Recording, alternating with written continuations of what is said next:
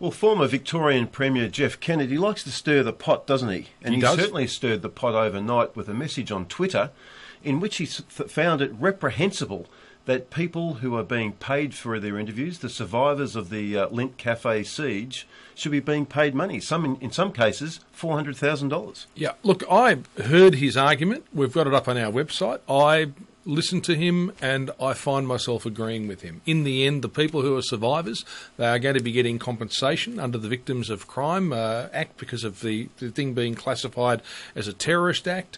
There are people who have very good stories to tell, who are, for instance, some of the people who orchestrated the police response, some of the police that were first in.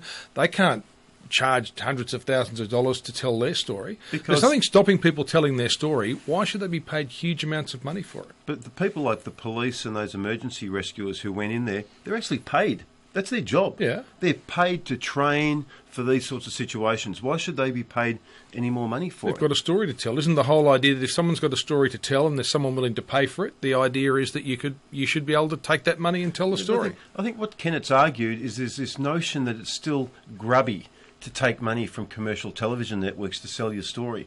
No one said it was grubby when the miners down in Beaconsfield took $1.75 million to tell their stories, did they?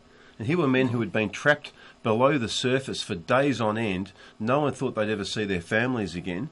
No one kicked up a stink back then, did they? Well, I don't know. There were people talking about it being exploitive at the time. I'm trying to think back, and I can't talk with any authority on this, whether there were people who were survivors of the Granville disaster, whether they were paid for their story. They told their story, those people who were involved in that. So I do think there's an element of exploiting a tragedy when these amounts of money are being thrown around. I'd agree with Jeff Kennett.